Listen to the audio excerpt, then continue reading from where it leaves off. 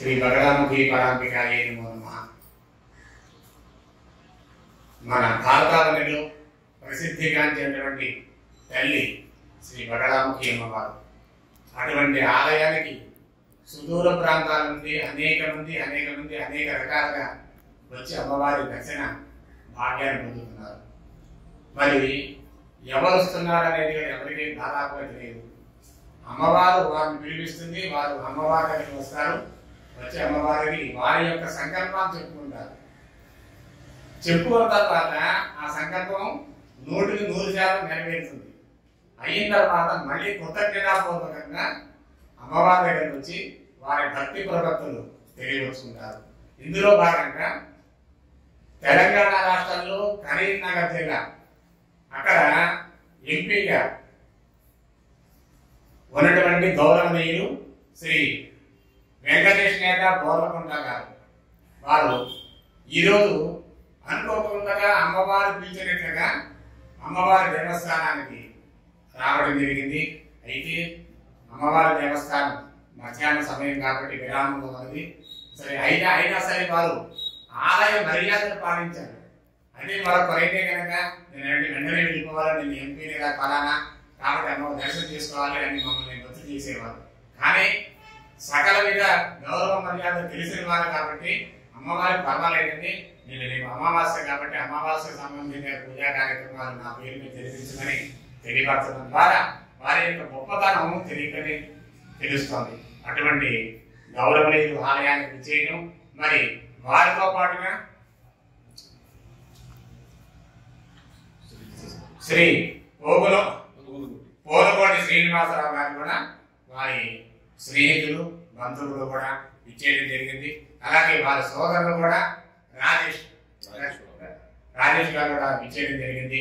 మరి అటువంటి వారు పిలవకుండానే ఆలయానికి వచ్చారు. అంటే ఎవరు పిలిచారంటే అమ్మవారిని పిలిపించుకుంది. వారు కూడా అదే చెప్తున్నారు. అలాగే వారి యొక్క అభిప్రాయం కూడా మేము తెలుసుకోవాలనుకుంటున్నాం. కాబట్టి గౌరవ ఎంపీ గారిని ఈ సందర్భంగా అమ్మవారి తెలిసిన విషయాన్ని కొన్ని విషయాలు చెప్పాను. నేను వారి ఒకరిగా వినాలని కోరుకుంటున్నామండి. ప్రపంచ దేవాలయ చరిత్రను ఒకసారి పరిశీలించినట్లయితే భారతదేశం సనాతన ధర్మానికి, వేదాలకు, శాస్త్రానికి, ఎన్నో శాస్త్రాలకు పుట్టినిల్లు భారతదేశం. అలాంటి భారతదేశంలో ఆంధ్రప్రదేశ్ రాష్ట్రంలో బాపట్ల జిల్లాలో ఉన్నటువంటి చందూరు గ్రామంలో ఉన్నటువంటి బగలాముఖి అమ్మవారి పిలుపు మేరకే ఈరోజు అమ్మవారి దర్శనానికి నేను రావడం జరిగింది. నాతో పాటు ప్రముఖ వ్యాపారవేత్త బిల్డర్ శ్రీనివాసరావు గారు, వారితో పాటు మాకందరికీ తమ్ముడుగా భావించేటటువంటి బిల్డర్ వ్యాపారవేత్త జోగినిపల్లి రాజేశ్వరరావు గారు కూడా చందూరు గ్రామంలో ఉన్నటువంటి బగలాముఖి అమ్మవారిని దర్శనం చేసుకోవడానికి రావడం అనేటటువంటిది పూర్వజన్మ సుకృతంగా నేను భావిస్తా ఉన్నాను.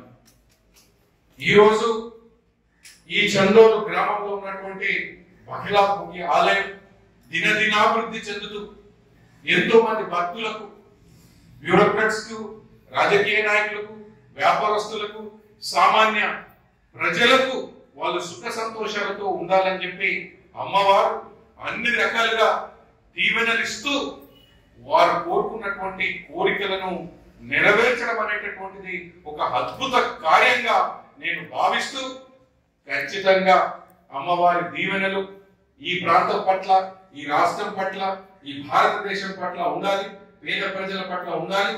అమ్మవారు దీవెనలు పుష్కలంగా నేను అనుకోకుండా అమ్మవారి పిలుపు మేరకు వచ్చాను కాబట్టి రానున్నటువంటి కాలంలో అమ్మవారే మమ్మల్ని పిలిపించుకుంటుందని చెప్పేసి అభిప్రాయాన్ని వ్యక్తపరుస్తూ ఈవో గారికి, వారి సహా ఉద్యోగులందరికీ కూడా ప్రత్యేక కృతజ్ఞతలు తెలియజేస్తా ఉన్నాను.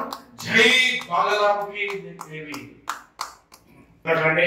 ఎందుకంటే వారి మనస్సులో వచ్చిన భావం వారు చెప్పింది కాదు, అమ్మవారి వెనకాల నుండి వెన్ను తట్టి చెప్పించింది. ఎందుకంటే వారు ఈ ఆలయానికి రావడం చాలా కొత్త. అమ్మవారి విశేషాలు తెలుసుకొని చాలా ఇప్పుడు తొలిగా మరి అవన్నీ కూడా ఆకలింపు చేసుకున్నటువంటి గొప్ప వ్యక్తిగా అవన్నీ క్రోడీకరించి ఒక్క మాటలో వారు అన్ని విషయాలు చెప్పడం జరిగింది. మరి వారి యొక్క ఈ ఆధ్యాత్మిక తత్వం వారిలో ఉన్నందుకు మనస్ఫూర్తిగా మరొక వారు ధన్యవాదాలు తెలియపరుస్తూ మా దేవస్థానానికి ఇచ్చేసినటువంటి వారితో పాటు వారి సహచర మిత్రులందరికీ కూడా దేవస్థానం తరఫున కృతజ్ఞతలు ధన్యవాదాలు తెలియజేస్తున్నామండి. జై హో మాత, జై హో జై.